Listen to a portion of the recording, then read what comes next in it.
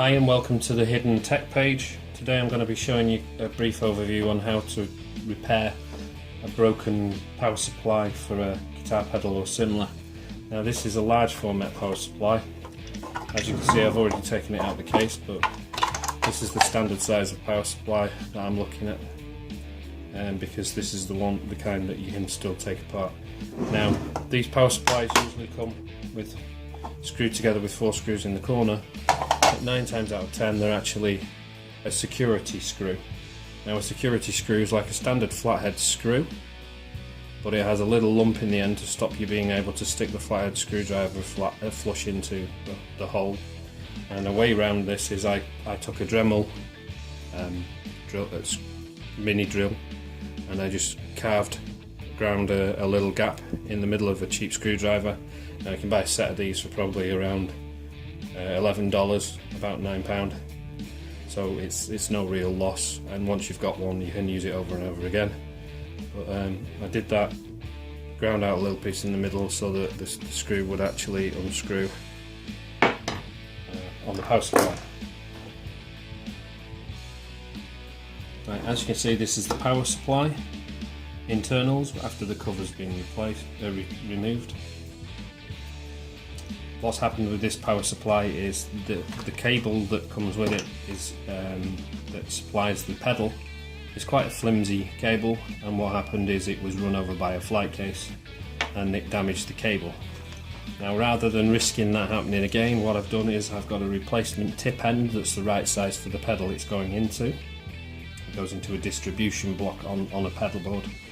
I've got a replacement one of those and a replacement length of cable.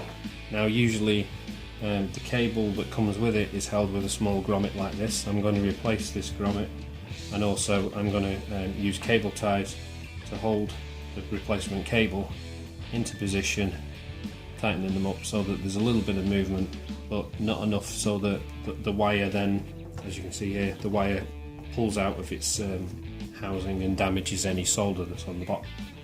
Now if you want a guide on how to solder this particular item, it's quite similar in principle to the guide I've put online, which I'll put a link on the page now. Now that's a guide to repairing and fixing guitar cables, but the principle of soldering is the same on those as it is on a power supply. The only difference is you're going into the board. One thing you need to establish when you're resoldering this power supply is your cables are positive and negative. The white stripe cable on the black wire that comes out to the power supply is usually the positive, and the plain one is the negative.